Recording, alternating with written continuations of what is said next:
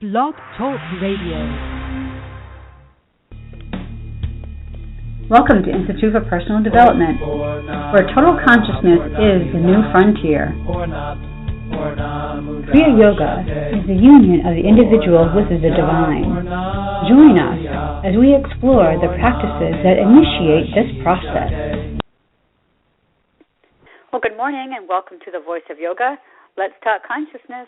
I am your hostess, Winton, and with me is Kenny Toy, also known as Swami Jayananda, founder of Institute for Personal Development, located here in Hampton, New Hampshire.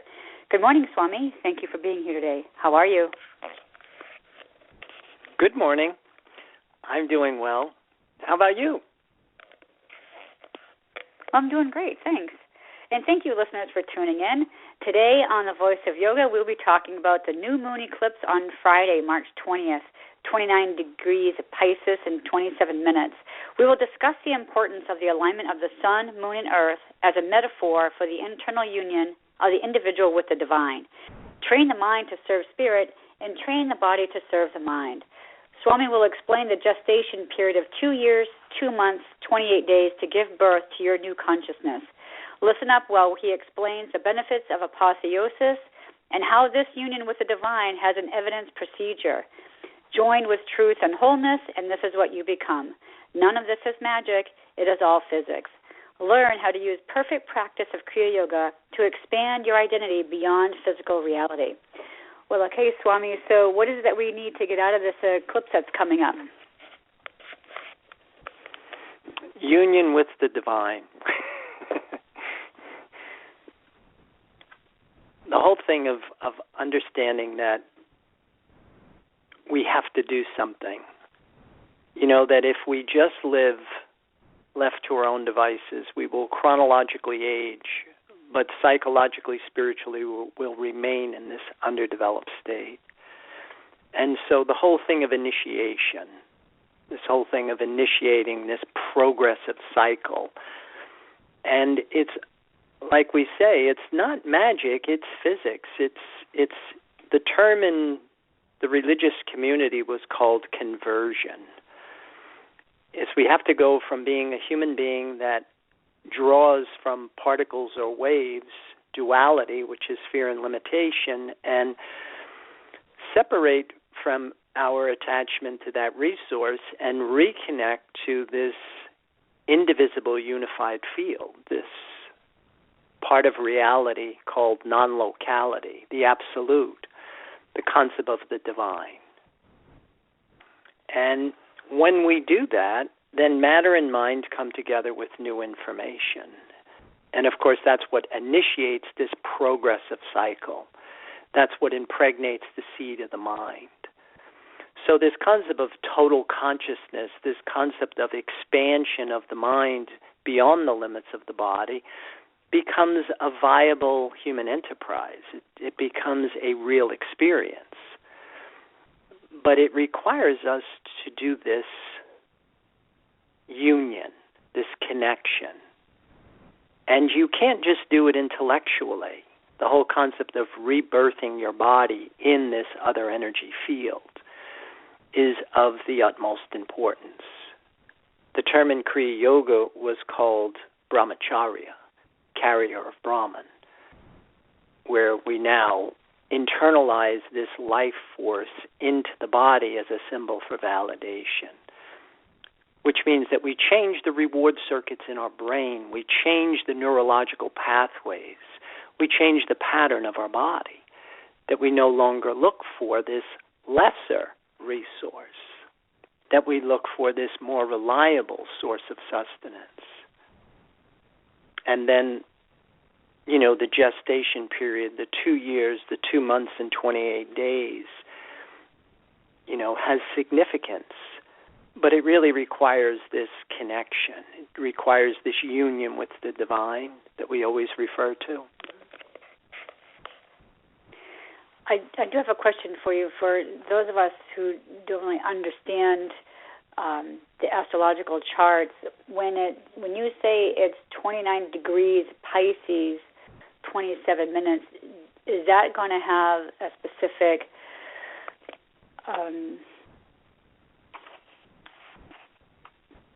is that going to mean something to us in relationship to our path to consciousness? Like, do the degrees and the minutes have anything to do with how well we are on our path? Well, to answer your question, yes. I mean, where the eclipse point happens will be very individual for everybody, and it will have something to do with what they call aspects. So any planets that you have that are in the later degrees or early degrees of a sign will have some effect on that. And also by house placement, where this actual event falls in your natal chart, will give kind of like a flashlight effect on that department in your life. And then if there are any aspects to any natal positions or planets, then it will have this trigger effect on it. Well, I was reading in a book called The Wisdom and Way of Astrology that's written by Swami Kriyananda, and he says, like the element for Pisces is water, the quality is mutable, and I'm interested in understanding what states of consciousness he writes as I believe. So should we be using that as like a mantra, if you will, to help initiate the process? Yeah, I think that could be helpful. The key phrase for each zodiacal sign, has something to do with that state of consciousness. And beliefs are such an important part in this whole religious experience, and of course you really have to try and understand what we mean by belief, that it's not some sort of doctrine that you have to accept. It's not belief without proof. See, the quantum leap in yoga is separating from a resource that's visible and tangible and connecting to a resource that's invisible and intangible requires this leap of faith. It requires this belief that this is going to sustain me. And it's very similar to our first birth. When we were in this utopian environment, and all of a sudden you're like catapulted out of the womb where everything is provided for you, and now you have to take this quantum leap and start to breathe air on your own. Now the transition here is that now we kind of have to go from breathing air to now circulating prana, which is invisible and intangible. And you're going to have a similar experience that you did with your first birth. I mean, it's frightening. So a big part of the yoga practice is preparing the body for this. It's kind of like, we say our bodies live in fear. The body just knows preservation and survival. It's a basic primal organism. It moves towards what it wants. It moves away from what it doesn't want. And the pattern of our bodies is that we look for something that's visible and tangible. Now we have to have this kind of belief that something invisible and intangible is going to sustain us. And that's where, our original pattern, we look for food, mother, and approval. And then in this next phase in development, now we look for the life force. And that's where, like we say, breath becomes a handle. Because breath is invisible, but it's tangible. You can hold your breath and put yourself in a real life-threatening situation. So a big part of this initiation process is training the mind to look for this invisible, intangible resource, and then preparing the body to receive it for validation. And then, of course, getting this other branch in your other hand is really helpful. Then you have to purify your body, because you can't get spirit in the body if your body continues to long for something visible and tangible, or even invisible and tangible, for that matter. So this purification process, that's why yoga begins with yama. And, one of these yamas, your fifth yama, was brahmacharya, carrier of Brahman. You've got to get this branch in your other hand. The next stage of yoga is niyama, and your first niyama is purification, shaucha, which, once you've purified the body and you've got this other branch in your other hand, then you can start to change the pattern of your body. And that's where the practice of yoga is so valuable, because you can't just do this intellectually. This concept of rebirthing your body in this other energy field is how it happens. And then you start to experience what we call the physics of spirituality.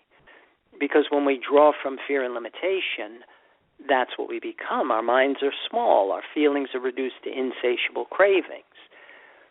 When we join with truth and wholeness, then that begins this progressive cycle. And if you can sustain that for 2 years, 2 months, and 28 days, that your mind will expand beyond the limits of your body. And if you continue to sustain the connection, then your mind will start to expand beyond the limits of the mind. And that's where this experience of samadhi, this experience of total consciousness, becomes more tangible, becomes more of a real experience.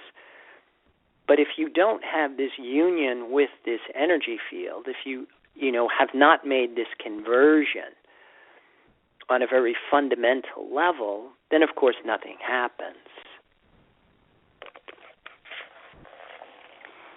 In the description of the show, I had said that we were going to talk about the metaphor with the alignment of the sun, moon, and earth as a metaphor for the internal union of the individual with the divine. Would that relate to the body, mind, and spirit, sun, moon, and earth? Yeah, I think so. That however you want to try and understand that. But matter, mind, and spirit have to come together with, this image in mind. Train the mind to look for this invisible, intangible resource. And then, of course, train the body to receive that image as a symbol for validation. Because that's where the hard work is changing the pattern of your body. Because it comes back to what we were talking about before, belief. That thoughts are energy capable of producing effects, but they're all measurable based on the amount of strength that we emit them with. Now, belief is what gives thought the power of intention. And if you feel good enough, that's one of the reasons why in the medical community there's a 37.5% placebo effect. Because if you go somewhere and somebody tells you something and you believe on some level that this is going to do it, then it will affect the change that you're trying to create. You have emitted the thought with the power of intention. You can emit the same thought with the burden of doubt and it dribbles off. So belief becomes a big variable in how we shape our reality. Now, when you rebirth your body in the life force,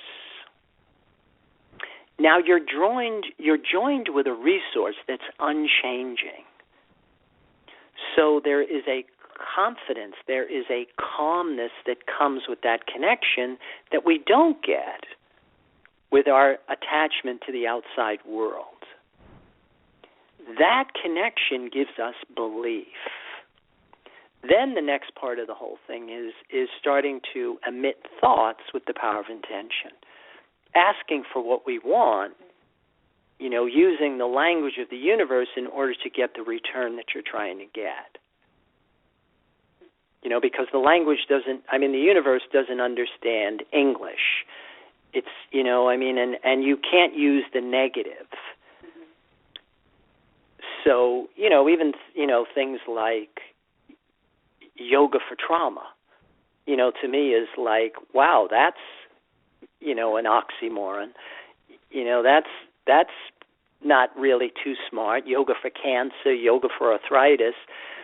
You know what I mean? Just the whole setup of the whole thing is kind of designed to fail.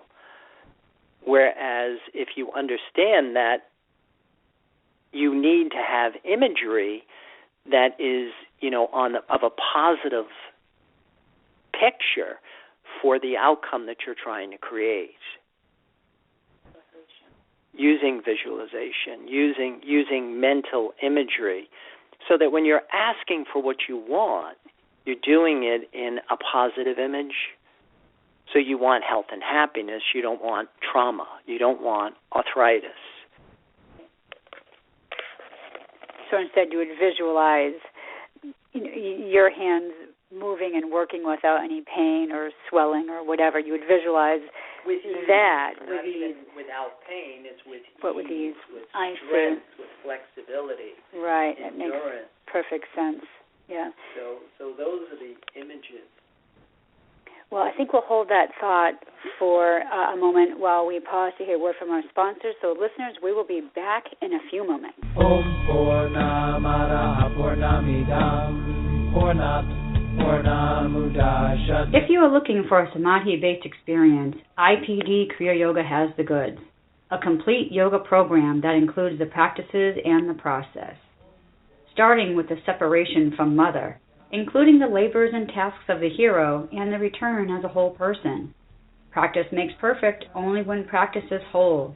Kriya Yoga is a path of action, knowledge, and devotion.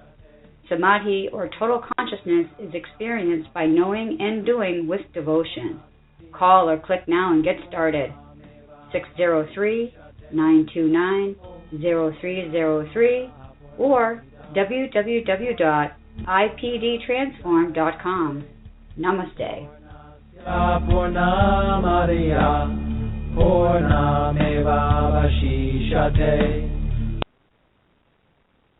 Welcome back. For those of you just joining us, you are listening to The Voice of Yoga, and we are talking consciousness.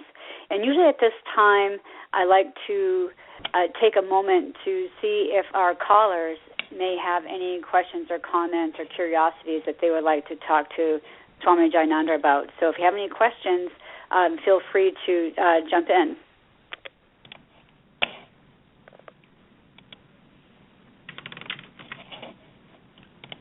Okay, well, that's perfectly fine. So that leaves me with a question for you, Swami, too. In the description of the show, you were going to explain the gestation period of the 2-year, 2-month, 28 days to give birth to new consciousness. So my question to you is, so starting this week on Friday, that's the eclipse. So would I continue the plan I'm already on? Should I make changes for the next 2 years, 2 months, 28 days? Because I like to feel I'm already on this path, but for somebody new, how do you recommend that they embrace this next period coming up? The way that we do it is we use the phases of the moon with regard to the eclipse point, because when you plot the eclipse in an ephemeris, the new moon is the conjunction. So the symbolism that we use is like the seed is in the ground. That this is when matter and mind have now come together with new information. So the new moon phase of this eclipse point, we really don't see anything, because that's what a new moon is. You don't see anything. Now, on December 18th, 2016 is when you're going to have the first quarter phase of that moon. That's when the seed breaks ground. So whatever began, around this eclipse point will start to come into view. You'll have visibility. then the full moon phase of that eclipse point is going to be on September 16th, 2016. And that's when the whole thing should come into full view. And then the third quarter phase, which completes the cycle of the eclipse, would be on June 17th, 2017. And that's your 2 years, 2 months, and 28 days. And on the third quarter phase, that's when that flower that bloomed on the full moon will now start to wilt and new seeds go into the ground. So the whole thing is very cyclical. And even say, for example, for people that are growing psychologically and spiritually, it is through these concentric circles. It's kind of like a spiral where you're moving upward and outward consistently. That it's not stagnant. So do I make goals, like I can use imagery or whatever, so do I make goals now and then come December, whatever goals I had visualized for myself now, that should come into full view in December? Yeah, that's the way that I would use that. And again, one of the things I use for making my goals is the labyrinth. That this eclipse may fall in a particular house or whatever, but I still try and keep my whole life in balance, even though there might be a flashlight effect for a particular department in my life, that, I'm constantly trying to maintain equilibrium with all of the departments of my life, even when there is a certain point of emphasis at some time. So I should take the labyrinth and go through the exercises, go through each house and maybe visualize, like we said, using imagery for those goals, and whatever those goals might be for those houses, I should maybe track my progress. I know you journal every day. Do you recommend that as being a good way to track how they're doing with their spiritual practice? Oh, yeah, without a doubt. Journal keeping is a really valuable tool. Like they say, the oldest ink is better than the best memory. That when you can go back to the day and you can look at, and especially one of the things that I really like to use in my journal are my dreams. Because dreams are direct communion with your astral plane. It's with, the realms of energy, with mind. And that's the infrastructure for reality. So you're actually kind of like in behind the forms, and you can use your dreams to give you insights into things that you might be working on or working through or working with. I feel like I should just take a moment to explain to our listeners for a moment. When we have a Theory 2 class on Thursday night, we do work with the labyrinth. And it's an exercise that we actually have a labyrinth, and we use visualization. So if anybody's actually interested in labyrinth work, please email us or call us and let us know. You can visit our website, too, and it might come with more clarity once you see what it is that we're actually talking about. And we do have programs that you can purchase with the labyrinth if anybody is interested in that.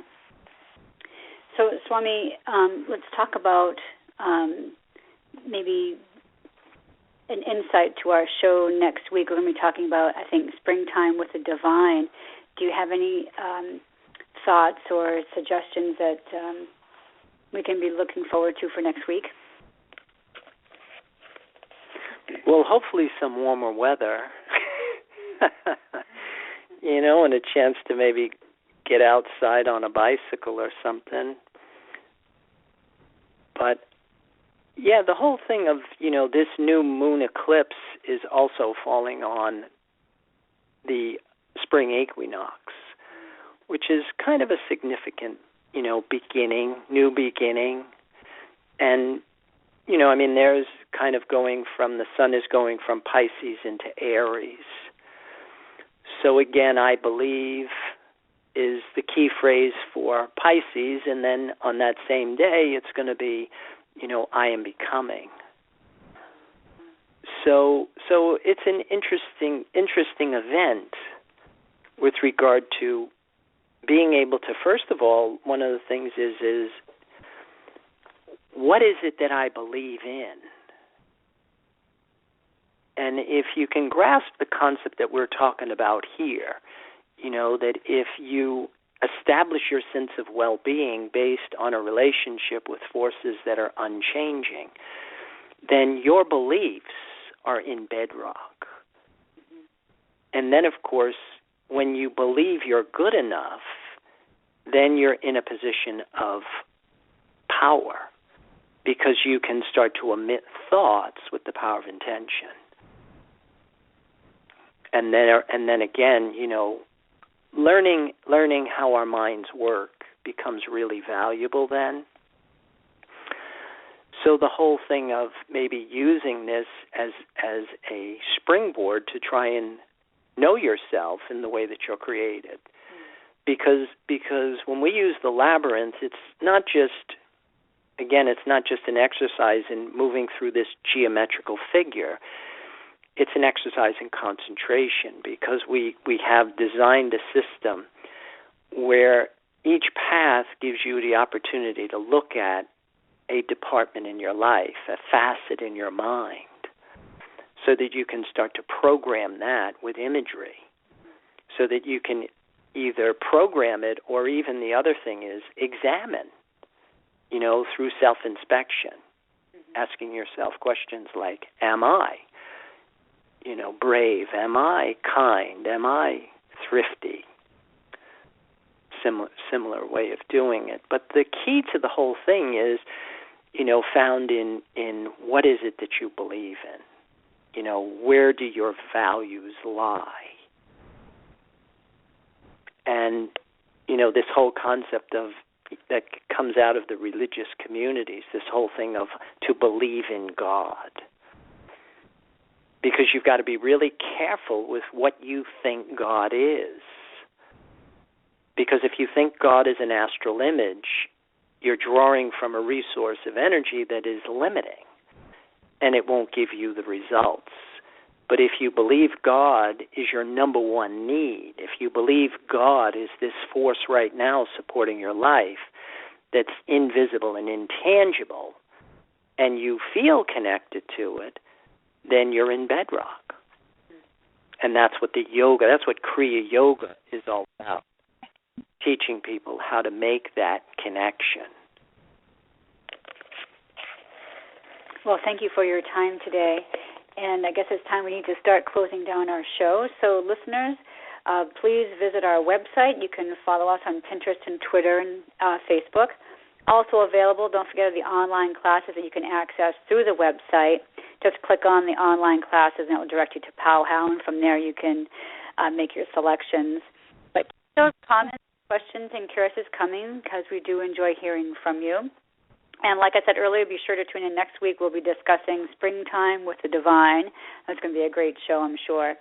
So thank you for listening to our program, The Voice of Yoga. This is Lisa Winton, along with Swami Jayananda, signing off. Have a wonderful Kriya Yoga kind of day. Namaste. And with that, I would wish everybody a good day and invite you to join us and take some of our classes and maybe experience some of the benefits that we'll be talking about. And with that, I'll wish everybody namaste.